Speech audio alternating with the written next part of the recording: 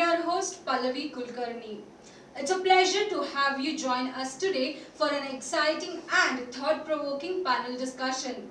Today we are exploring a topic that's pivotal to the growth and development of young minds, that is culturally responsive teaching in early childhood education.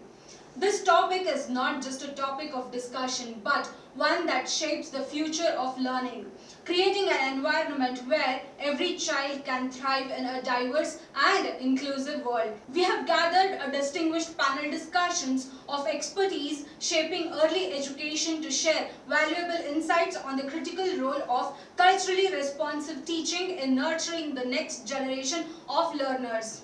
Let me introduce our esteemed speakers who will lead us through this enlightening discussion today. We are excited to have Ms. Tripti David Bhandari. She is a child rights advocate and a lawyer joining in our panel. With a background in child law from UK, Ms. Tripti collaborates with child rights organizations to create safer, inclusive and environments for children. As a brand manager and legal advisor at Learning Edge India Private Limited, she shapes the vision of brands like Little Ellie Preschool and Ellie Child Care. Ensuring children's well-being is central to every decision. Ms. Tripti is also deeply committed to advocating for underprivileged children, providing access to education and opportunities for all. Next on the panel, we are delighted to welcome Ms. Ratna Raval, a founder and principal of Early Start Montessori, House of Children. To our panel, with over a decade of experience in education, Ms. Ratna is a passionate educator who has worked with children aged 18 months to 13 years. Trained under Srimati Meenakshi Sivaramakrishnan, Ms. Ratna has extensive experience as a Montessori adult. She holds a Bachelor of Education degree from Bengaluru University and an International Graduate Diploma in Counseling Skills from Banjara Academy, Bengaluru. At the last, we welcome Mr. Mayura Marda, co-founder of Elements Kids, a Montessori-based preschool chain in Bengaluru, to our panel. With a diverse professional background spanning consulting, business strategy and financial services, Mr. Mayur's career has been rooted in leadership and organizational growth. After completing his MBA from IIM Lucknow, Mr. Mayur co-founded Elements Kids in 2010, which has educated over 6,000 students. He focuses on providing a child-centric, inclusive Montessori learning environment that supports qualitative and quantitative growth. Mr. Mayur is deeply committed to educational innovation and community development, bringing invaluable insights into integrating culturally responsive teaching methods in early childhood education. So without a further delay, let's start the panel discussion with my first question to Ms. Tripti. So my first question to you is, what does culturally responsive teaching mean in the context of early childhood education? When speaking of cultural responsive teaching, I think three aspects are very important to highlight in a particular sequence. So what it firstly means when you take this kind of an approach is the first step is always recognition. So you're recognizing and then you're respecting and then you're sort of creating an inclusive environment for children.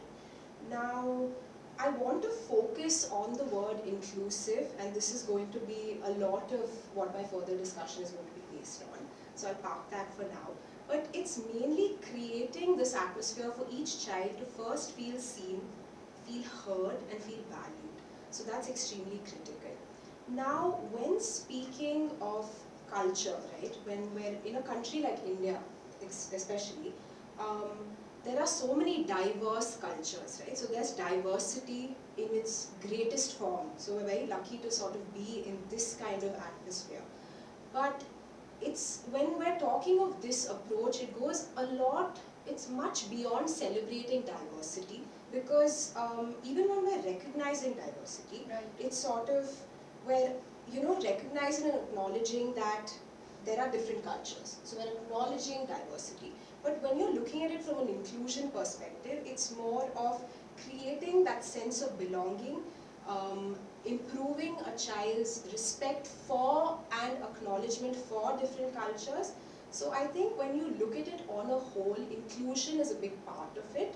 And for us to be able to, so in an early childhood perspective, I think we're looking at children at this age who are extremely, their sense of self is being developed, right?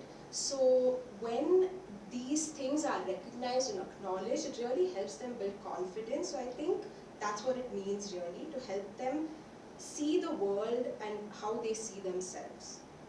That's a great answer, ma'am. So my next question is to Ms. Ratna, ma'am.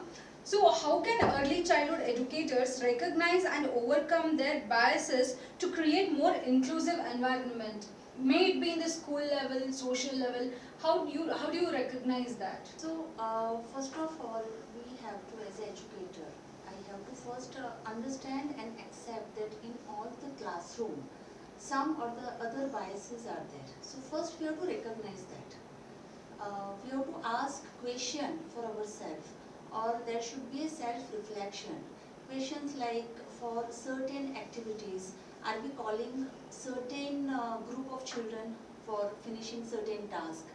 Or am I giving leadership role to only boys, not to the girls?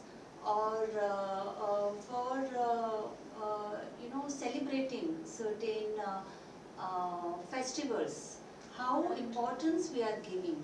Or for certain groups we are giving importance for certain activities. So those type of questions we have to ask ourselves, so that it is a self-reflection to understand whether the bias is there or not in the classroom. So there are many ways to understand that. Once we understand, then we can work towards it. As an educator, we have to think that how we can overcome this bias. First thing, I can think that we have to do different workshops with the organization who is working towards it, like different NGOs, or we have to collaborate with them.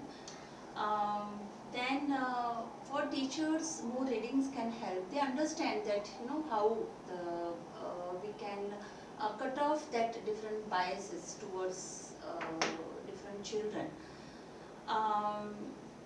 We can have one-on-one conversation with the parents to understand their backgrounds, their cultures, to understand the child experiences from their different backgrounds, to understand their cultures. We can choose different books, toys, activities in the classroom, so that we can include all kind of background children. Generally, the bias also happens because of their different races, their colors, their socio-economic background, right? Yeah. So, different understanding their family is very much important as an educator. As a teacher, I would like to organize the family heritage tour, so that family members can come and talk about how they perform their festivals, how they their family background is different, and it should be open discussion. It should be healthy discussion, so that children can feel more wanted, safe, and empowered in the environment. I think that's the great initiative, ma'am. Other kids will also understand how other families function. They get knowledge about other cultures, other Yes. traditions. So yeah, that's a great initiative. So my next question is to Mr. Mayur. So what are some of the effective strategies for building an inclusive and culturally responsive curriculum in the young learners? Thank you. So firstly, as Ms. Tripti rightly mentioned, India is on the one hand a very, very complex country in terms of being very, very diverse, and on the Yes. other hand extremely lucky with respect to our diversity. So that's a strength if we look at it that way. So India's diversity spans languages, religions and traditions of multiple different regions, resulting in the need of culturally responsive curriculum not only being a kind of a necessity, not only a need but a necessity. So it's something that is imperative that we have to have. So how can we create these culturally responsive strategies? So there are various things that we can do as part of a curriculum for early childhood learning.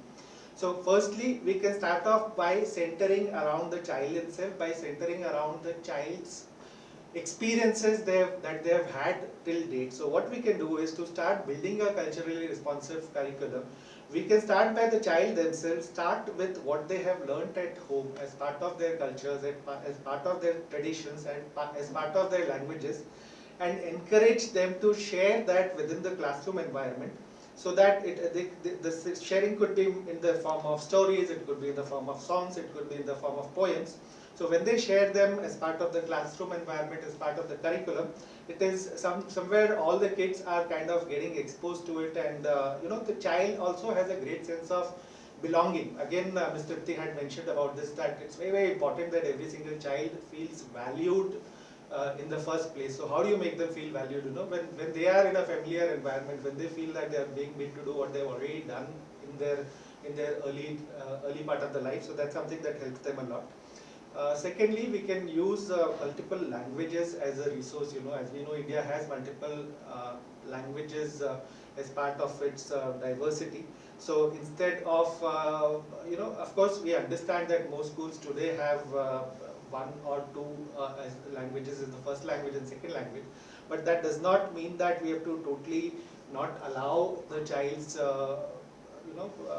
mother tongue to come into the fore. It's something that we have to we have to allow the child to kind of share that with the class around in various different forms that they have, and share that this is my culture, this is my language. So we can use different languages, we can allow them to read stories in their language, so that will kind of break a barrier in terms of having a inclusive and a classroom experience which makes them feel valued.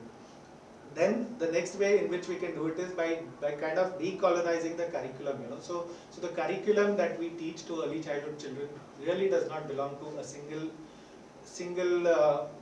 language or single tradition or a single religion. It kind of belongs to everything. So very simple things which are done in a lot of the progressive schools, but yet they are not done everywhere. So for example, all festivals should be celebrated by any school, irrespective of whether it's a Hindu festival or a Muslim festival or a Christian festival. So whether it's a Diwali or an Eid or a Christmas, so everything can be kind of celebrated by the school, irrespective of whether a particular child celebrates it at home or not. All the different diverse traditions and cultures of the country, the different art forms, etc., can be done in the class, can be kind of made to, the children can be made to do exercises where they do different regions, they can do different art forms, so that it becomes a curriculum which represents our entire society as a whole. Another way in which we can kind of build a socially curriculum which is diverse is by involving the entire community.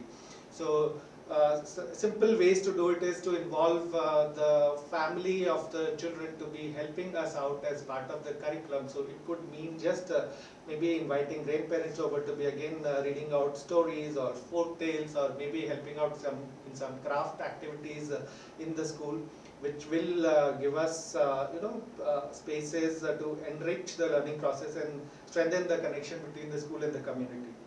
And then finally we can do this through play-based learning. So play, as we all know, is a very powerful tool for early childhood kids. So again, but when we kind of use these play equipments for children, we can keep in mind that they need to be culturally diverse. So even if we use simple things like dress up clothes, or setting up make-believe shops, or we might want to represent a local kind of a festival that happens and recreate that environment in the classroom. So doing all these activities, making them do imaginative play, this makes learning both educational and fun. That's great, sir.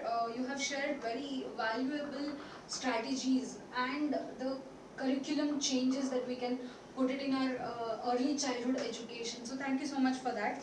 So my next question is to Ms. Tripti. So how do you balance respecting cultural differences while promoting, unified classroom environment? Because in a class we have children from different socio-economic background. One can be a Hindu, one can be a Muslim, and another can be from a tribal community, or someone might come from a very upper class, like economically very from well-to-do family. So in such cases, there is cultural difference, there is economical difference, and economical differences also come from different cultural backgrounds. So everything is interlinked. How do you balance these things out, being educator or being a teacher in the classroom?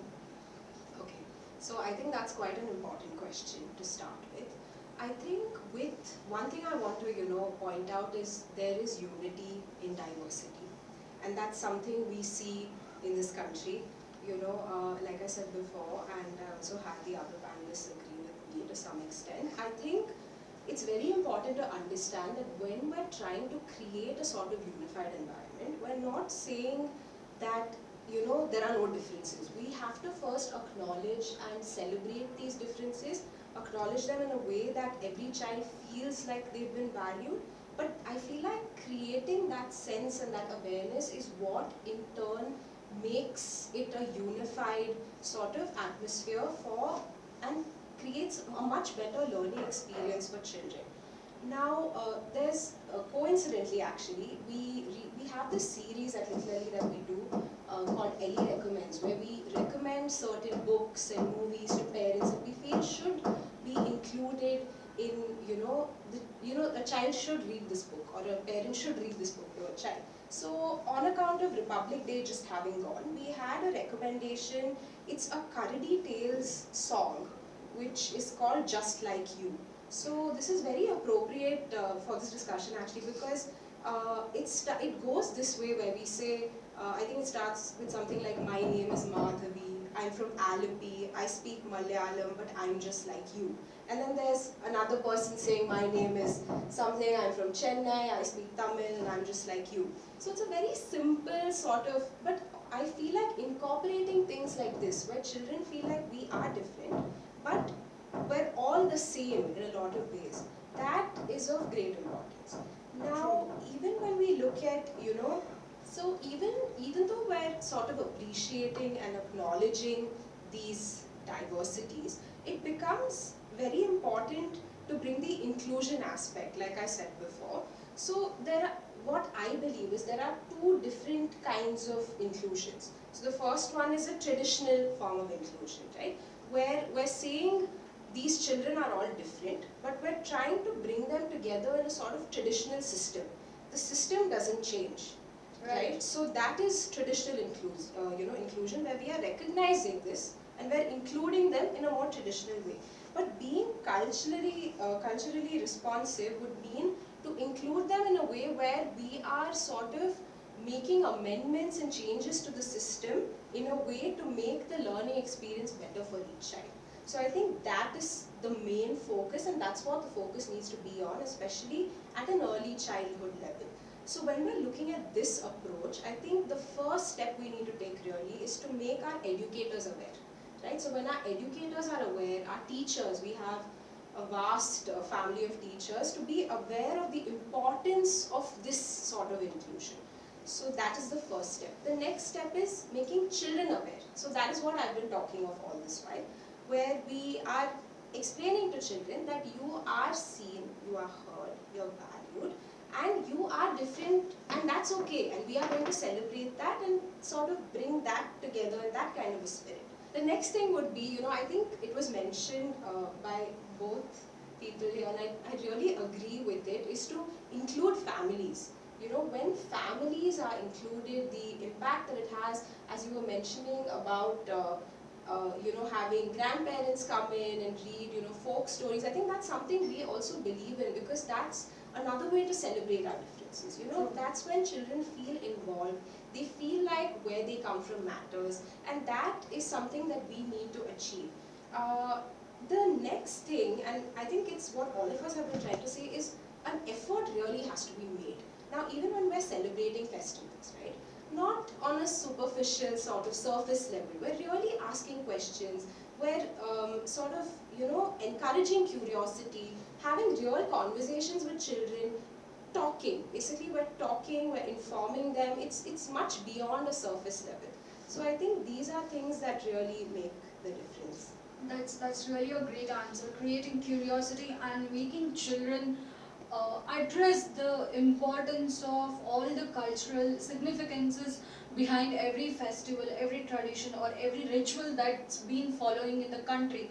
So my next question is to Ms. Ratna. So how can culturally responsive teaching really impact and improve academic outcomes of marginalized communities?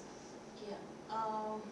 So culturally responsive teaching will definitely help in marginalized community. First of all, we have to understand what is marginalized communities. So these are the group which are like it's basically who face disadvantages and are often excluded or treated unfairly by the larger group of society. This could be due to their race, their culture, their language, their socio-economic background, or even their location. And children from this background always suffer, especially academically, because they feel not involved in in the environment. So, how does being part of marginalized community affect child's education? So, these children often face extra challenges. They might experience things like poverty or limited access to the resources or even discrimination sometimes. This can lead to things like lower academic expectation from the teachers, less support from the home due to different circumstances, and a feeling of not belonging to the school or environment. All these things can make harder for them to achieve or succeed in education level because their confidence get affected because of different experiences. So this might feel disconnected from the school, less motivated, and ultimately their academic outcome can suffer. So now, how does this culturally responsive teaching can help these children? And it's all about recognizing, like how both of them have told that we have to recognize and then work towards it. Right, valuing the culture and experience of all the students, especially those from the marginal communities. It means creating a classroom where child feel seen, heard and respected. It's about making learning relevant to the lives and experiences.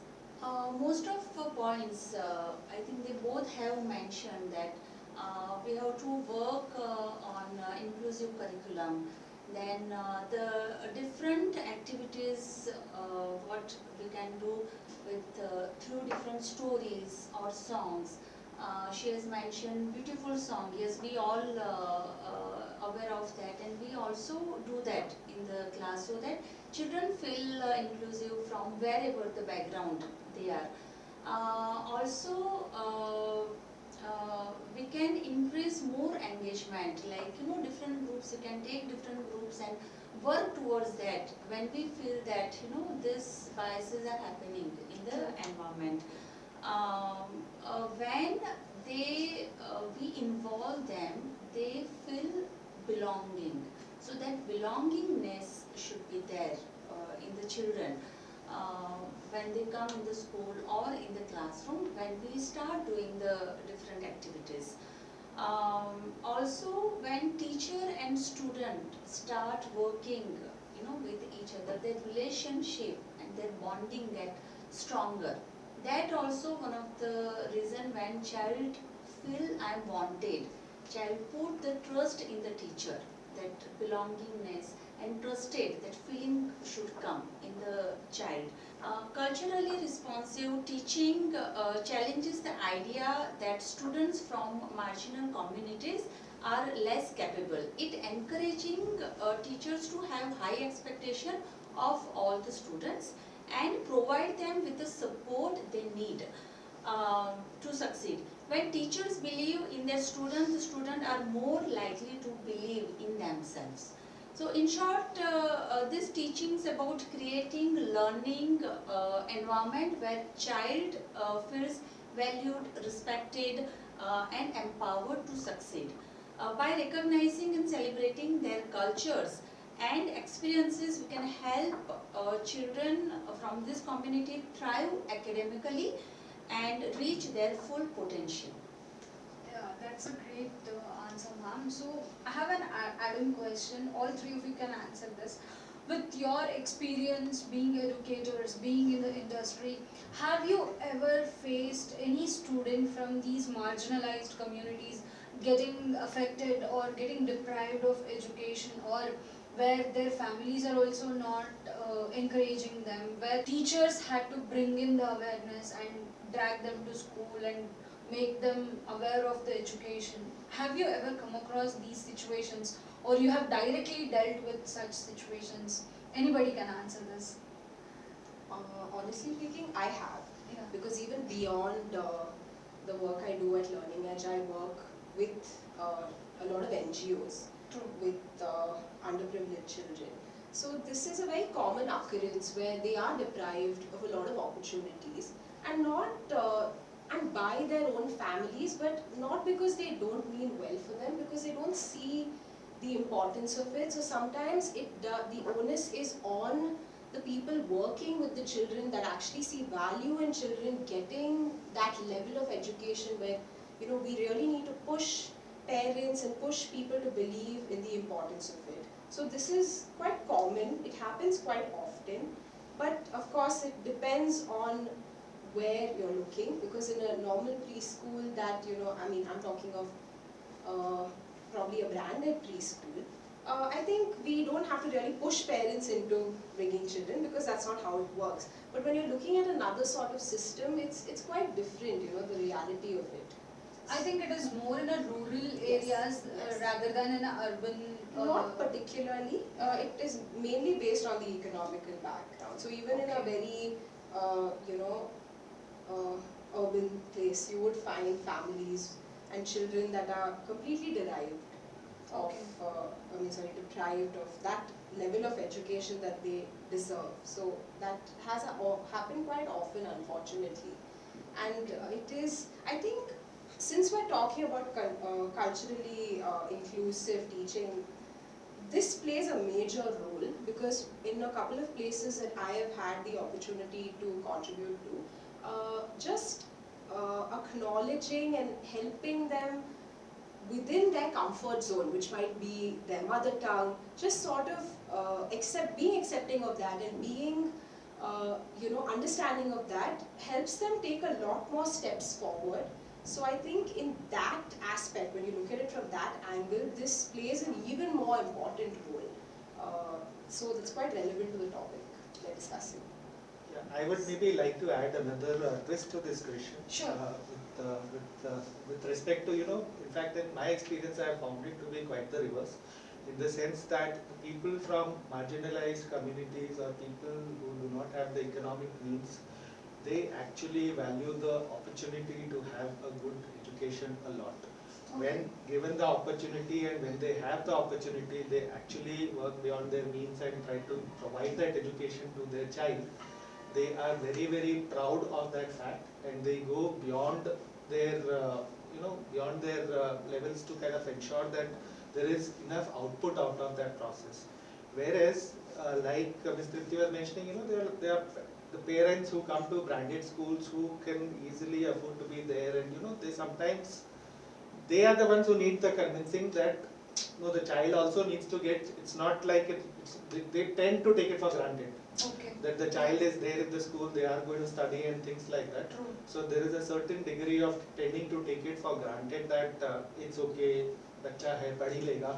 So so that's where it's both ways. It goes both ways.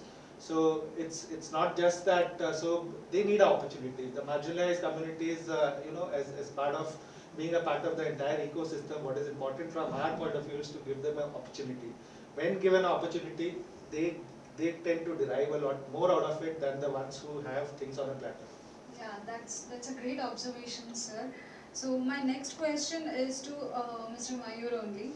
So what are some of the examples of successful implementations of culturally responsive teaching in early childhood class, in the classroom levels? Right, thank you. So, coming to, okay, before I talk about, what are the examples of successful implementations of culturally responsive teaching, again, I'll possibly talk about what may be a good resistance barrier to cross in terms of inculcating these teaching practices in the classroom. So again, there is that Indian mindset, that when we talk about academics, we usually talk about learning maths, we usually talk about learning language, we talk about learning letters, we talk about learning numbers. So it's even before we get to the children in terms of, first of all, kind of putting across those culturally uh, different things together for them as a platform. I think there's a huge effort needed to educate everybody around, including the parents, etc., that no, these are very, very important parts of early childhood education. It's not okay. No one is saying that the numbers, the alphabets, the maths, and the language is not important. That's certainly very, very important. But so is the cultural exposure that the child is getting in the classroom. So a lot of parents would look at it as though this is a side activity, this is an extracurricular activity. We do not want to spend time on this. So that's a mindset that we need to deviate from. And to do that, definitely there's a focused effort required from everybody in the ecosystem, be it the preschools, be it a channel like yours who's spreading a message around to parents and anybody else who's there in the ecosystem, right? Okay, now getting to, what are the successful, some successful implementations that have been there for culturally responsive curriculums, in a preschool environment. So yeah, some of those points we have discussed in different forms, but I will just kind of talk about how it is being implemented. So again, if we talk about a lot of the rural and tribal regions especially, so they do implement these multilingual concepts in classrooms very, very well. So there are examples of Orissa and Jharkhand and various other regions where teachers incorporate multilingual environments in the classroom with a lot of ease, and that works out very, very well for the children around out there, which who tend to get kind of maximum output out of it. Then there is a lot of project-based learning which is done in local traditions. So in both urban and rural areas, project-based learnings have been done, wherein people tend to use traditional crafts or local cultures and things like that to create projects which are used in the classroom environment and which kind of give them a real-life community experience and community practices to kind of learn out of it. Again, incorporating regional art forms or folk music, So if I were to take specific examples, if you go to areas like Rajasthan or Kerala, so over there in preschool environment itself, teachers tend to use forms of puppetry or Kathakali dance or Madhubani painting. So these are things which are very, very kind of unique to those particular regions, but they incorporate these as part of the curriculum, wherein the children have the opportunity to engage in these hands-on activities. And it's kind of rooted in the cultural traditions, making the learning very, very engaging and culturally relevant, so to say, So another thing that we kind of see in a lot of urban schools, the progressive schools around these days is, that which is kind of a related concept is having classrooms which also caters to special children. So a part of being an inclusive school and being a culturally diverse school is also the fact that the classrooms can cater to inclusive children. Now, one very, very important aspect of catering to special children is that the same classroom environment which is there for regular children should be catering to special children. It's not that they are made to feel that they are somebody different. It's not that they should be made to feel that they are not one among us, so to say. So to achieve that, there is a certain so Montessori as an example, which Ms. Ratna has also been talking about. That's something that caters to special needs of children. And then we have been talking about family engagement. So we have seen a lot of family engagement if in many schools, wherein the families are engaged in various different matters to kind of ensure that maybe culturally diverse experience have been provided to the kids. So these are various different examples that are there. Yeah, that's great, sir. We have got good amount of examples so that they really make difference in children's learning experience, because we need to imbibe those different aspects to the children at the early stage, so that they can accept and understand that okay, a person from different cultural background also deserves that acceptance and feel that inclusivity, so that when they grow up they know that we need to respect everyone, and that can build harmony in the country or when they go outside the country. So yeah, that's great initiatives. So my next question is to Ms. Ratna ma'am. So how can teachers collaborate with local cultural organizations to enhance their curriculum in the preschools? First of all, as I told earlier, that teacher should identify whatever bias or anything is going on, and then first step is to train the teacher for whatever the cultural differences or whatever we have to work with the child. Now to collaborate different organization, we have to when we identify that where which area we have to work, then we have to find there are many NGOs are working, there are government bodies are working, different organization for this. We can call them, we can have different workshops, we can call some person who can speak about it, and conduct different events where they work on different groups. And these groups can be with the teachers, with the children, with their parents. So different events we can organize to cut short these gaps. We can cut short this gap between the different challenges what we are facing for the bias and cultural differences, and any discrimination is happening. Another thing, we can organize different field trips where we can take children in different locations. They learn about their cultures, the way they perform their prayers, or they celebrate their festivals. So not only for having the fun, this field trip could be the education learning. So we can organize this type of different field trips for the children. So because of that, they will have different community exploration. They understand the different communities. Also, we can organize different games with different parents, so that they can come, they involve in the classroom. They, if they have any hesitation or anything, they feel that belongingness in the school, towards the school. So slowly and gradually, with the different activities, we can maybe we can cover that gap, whatever the differences are there in the environment. That's great, ma'am. So my next question is to Ms. Tripti. So while in the process of bringing these cultural awareness or building curriculums, there comes a lot of challenges with it. So what are the few challenges that are very predominantly seen while implementing culturally responsive teaching in early childhood? Okay. So, because we're talking about teaching, I'll start with educators. So sometimes there's an issue with awareness of the importance of incorporating this kind of an approach. So it's very important that teachers are trained to understand and to acknowledge the importance of incorporating a more culturally inclusive approach to their teaching. The second one that's quite prevalent in the early childhood space is a language barrier. It's quite common where children, there is a language barrier sometimes, and that's extremely normal. Of course, it's not too hard to tackle it, because amongst a team from each school, for instance, then you can take help from friends, colleagues, from parents. It's a very collaborative effort, but it does exist.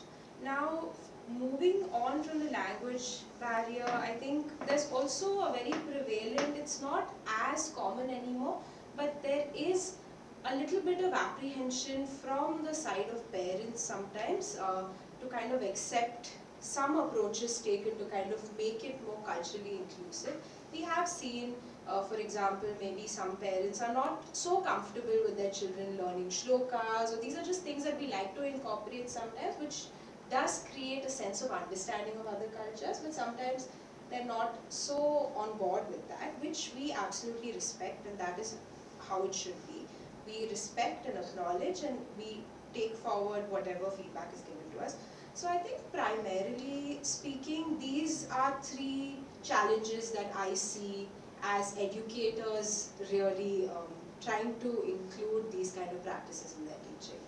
Yeah, that's great, ma'am. So my last question is to Mr. Mayur. So, how can culturally responsive teaching be communicated to supported by school administrators and policymakers? Yeah, thank you for that question. So, I guess it is kind of a combination of what all of us have been talking about as part of this entire panel discussion in terms of the steps that we need to take. So, like Ms. Tripti just pointed out, that one of the key challenges is having trained staff. So, the solution to that is also targeted professional development. So, we need to have targeted professional development of teachers.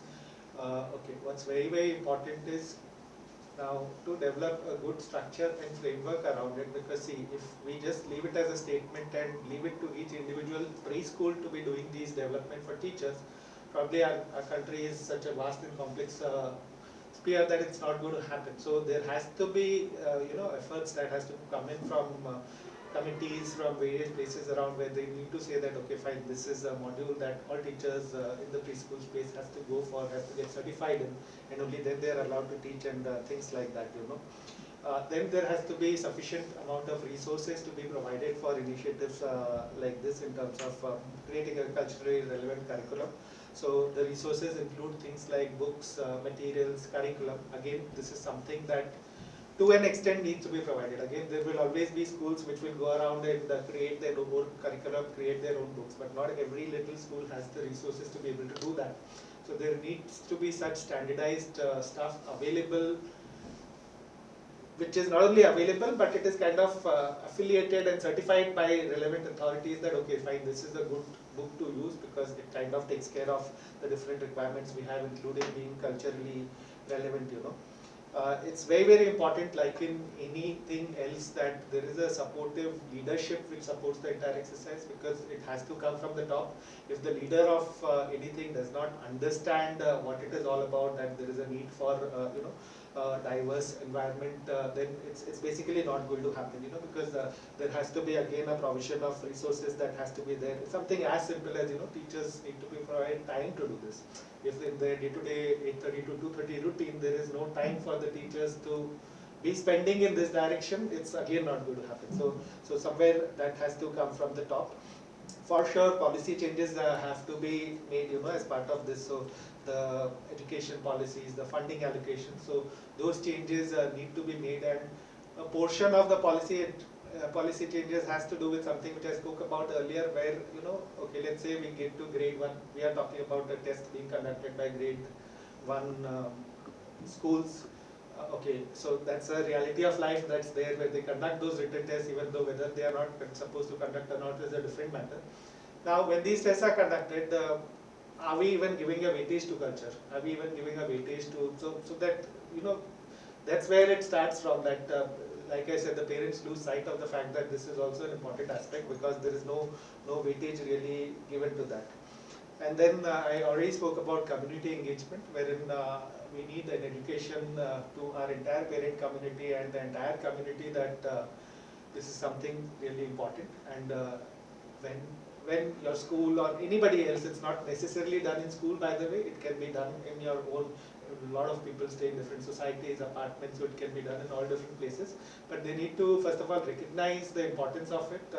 Most of us have never been told anywhere that this is important. So it's very important to recognize the importance of it and kind of spread that education and information that this is what it is. Okay, we also need to address the socio-economic disparities, caste and class. So the last thing that we can and should be doing in a situation like this is just close our eyes and assume that these things don't exist. The fact of the matter is India is a very complex and diverse country. There are disparities in caste, creed, class, etc. that exist in our society. So we have to first of all recognize that yes, these disparities exist, and then go about addressing these by talking to teachers around and say that these exist, but these have to become invisible into the background. At the forefront, they should never come out that it is a different set of 15 students, 12 students, 30 students, whatever that may be there in the class. It has to be one homogeneous set of students at one level. At another level, you still need to treat them with the lens of the diversity that they come with and provide them that accommodation of being a part of the same community and kind of belonging there.